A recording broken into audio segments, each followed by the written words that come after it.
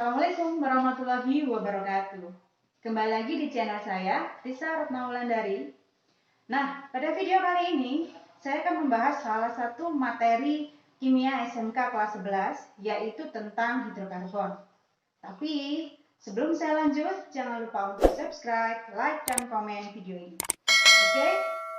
Baiklah, mari kita mulai video edukasinya. Baik, kita mulai saja ulasan tentang hidrokarbon. Jadi pada video kali ini saya akan lebih fokus membahas tentang fungsi hidrokarbon dalam kehidupan sehari-hari. Nah, bagi kalian yang masih belum tahu apa sih hidrokarbon itu, hidrokarbon merupakan senyawa yang terdiri dari unsur atom karbon dan atom hidrogen.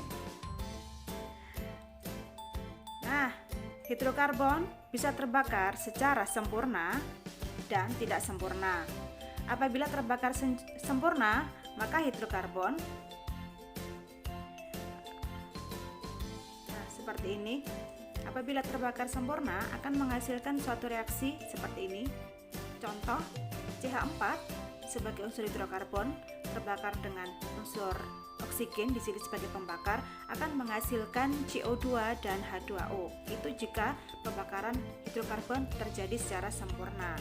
Namun apabila sebuah hidrokarbon terbakar tidak sempurna, maka akan seperti ini.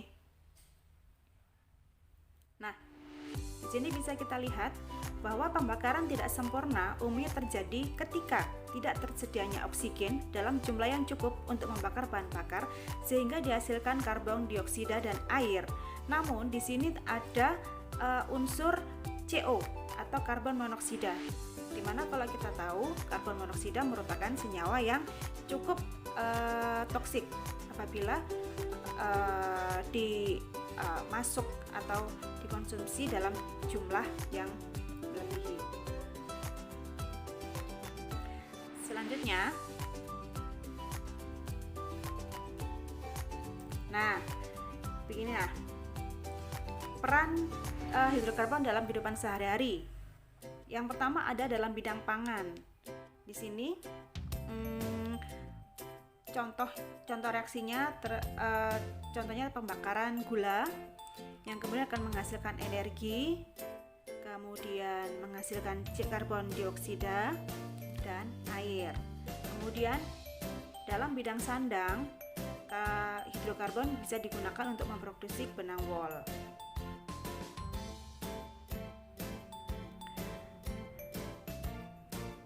Selanjutnya dalam bidang papan bisa digunakan sebagai bahan baku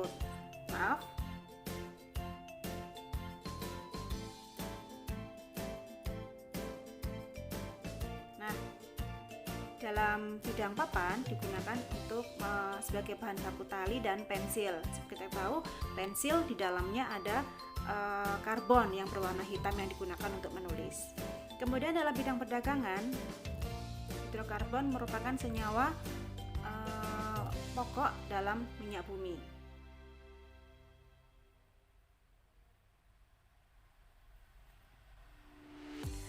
Nah, pembakaran hidrokarbon dengan oksigen. Di sini ada suatu reaksi di mana reaksi kimia yaitu bahan bakar hidrokarbon oktan atau premium dibakar secara sempurna. Nah, nitrogen tidak ikut bereaksi di sini.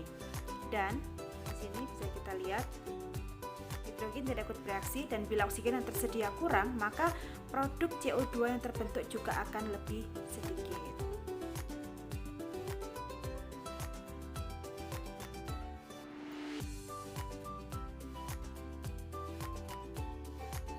Selanjutnya, reaksi pembakaran di atas menunjukkan pentingnya peran dari kondisi udara yang memasuki ruang bakar. Jika di situ ada dua reaksi, di mana reaksi yang cukup oksigen dan reaksi yang kurang oksigen. Apabila suatu hidrokarbon dibakar dengan cukup oksigen, maka akan menghasilkan CO2.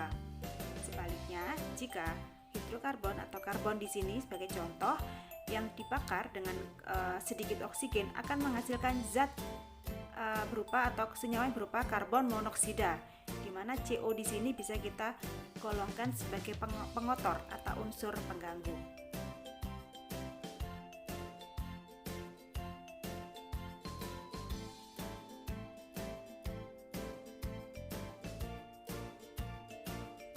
Nah, ini yang penting kita ketahui, yaitu dampak hidrokarbon bagi kesehatan, di mana salah satu hidrokarbon karbon dioksida di sini dengan senyawanya CO2, jika masuk ke dalam tubuh secara berlebihan atau di atas ambang batas akan menyebabkan pusing dan mual-mual. Sedangkan nitrogen oksida NO, jika masuk ke dalam tubuh dengan jumlah yang di atas ambang batas akan mengganggu pernafasan, serta efeknya kepada tumbuhan akan menyebabkan tumbuhan layu. Kemudian karbon monoksida yang senyawanya CO, jika masuk ke dalam tubuh dalam jumlah yang banyak akan menyebabkan sakit kepala, gangguan pernafasan, dan timbal di sini akan menyebabkan sakit mata dan gangguan ginjal.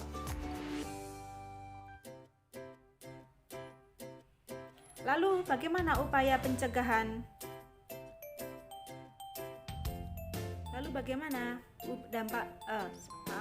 Bagaimana upaya pencegahan dampak hidrokarbon jika di sekeliling kita terdapat hidrokarbon yang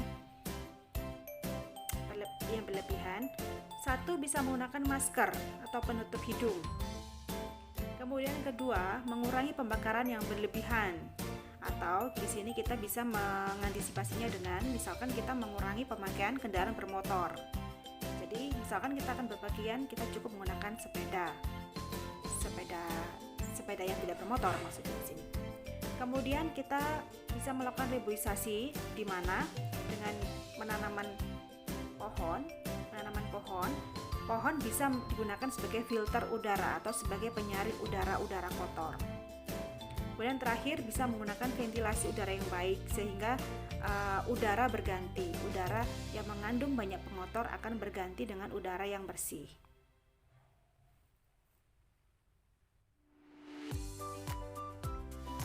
Nah,